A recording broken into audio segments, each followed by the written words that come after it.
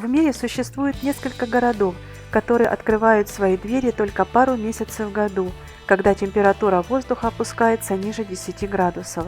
Наиболее грандиозным и зрелищным по праву считается ледяной город в Харбине. Город Харбин является столицей провинции Хэйлунцзян, которая находится на северо-востоке Китая и граничит с Россией. В этих краях зимой температура никогда не поднимается выше 10 градусов мороза, да и минус 30 в этих краях нормальное явление. Именно здесь, в Харбине, с 5 января и до начала февраля, а если позволяет погода, то и до конца февраля, проходит фестиваль ледовых и снежных фигур. Зима – прекрасное время для творчества, и фестиваль в Харбине – яркое тому подтверждение. Впервые Харбинский фестиваль прошел в 1963 и с тех пор из года в год собирает сотни тысяч местных жителей и туристов со всего мира. Фестиваль снега и льда в Харбине приходится на время трех важнейших китайских праздников – Нового года, фестиваля весны китайского Нового года и праздника фонарей.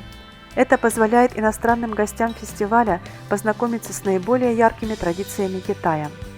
Сегодня ледяной фестиваль – это не только экспозиция искусства из льда и снега, а также ежегодное культурное событие для международного обмена.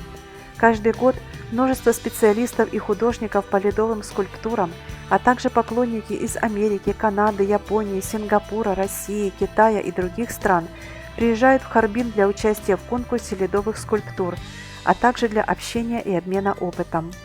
Мастера со всего мира выстроили здесь настоящий мегаполис из льда и снега. На протяжении более 50 лет в Харбине развивалось искусство изо льда и снега, и теперь, будучи полностью исследовано, предоставляет радость и удовольствие для гостей города. Харбин экспортирует снег и лед на подобные фестивали по всему миру.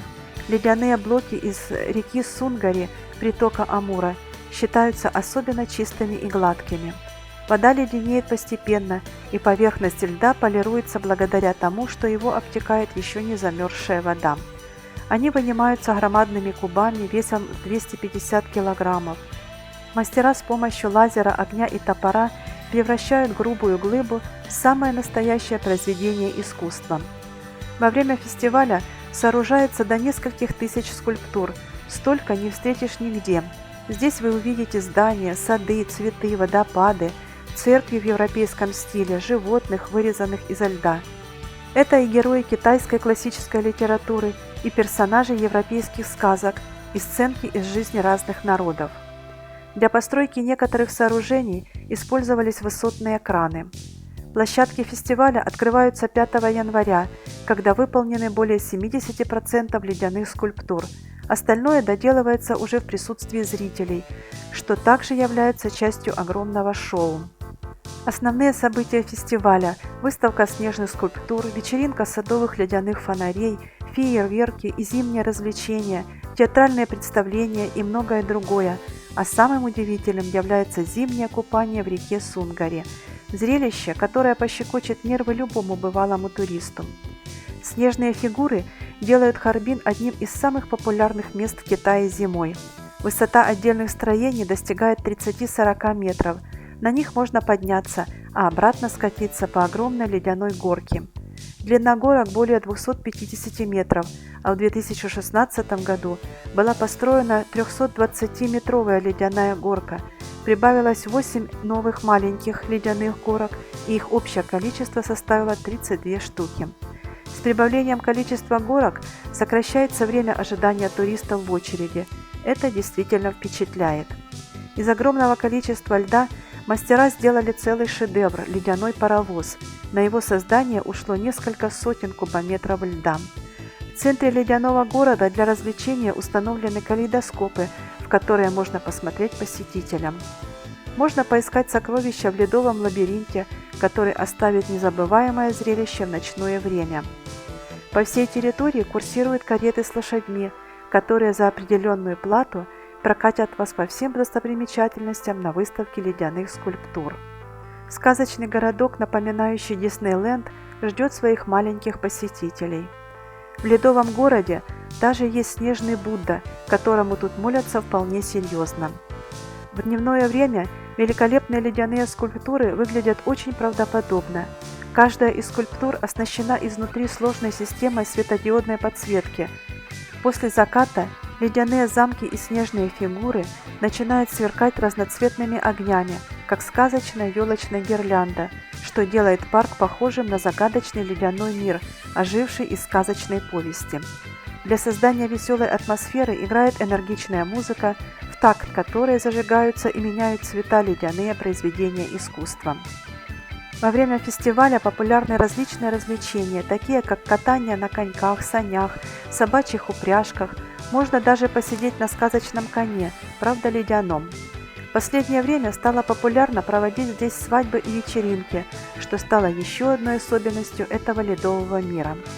К услугам посетителей ледяной бар, где можно выпить бесплатный имбирный чай или сок. Это стелы желаний. Если, зайдя сюда, повесить ленточку и при этом загадать желание, то оно обязательно сбудется. Местные жители по праву считают свой город одной из столиц ледового зодчества и с гордостью фотографируются у преобразивших их город скульптур.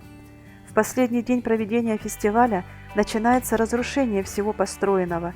Поучаствовать в этом процессе может любой желающий. Добровольцам выдают ледорубы, и с помощью которых они ломают ледяные произведения искусства.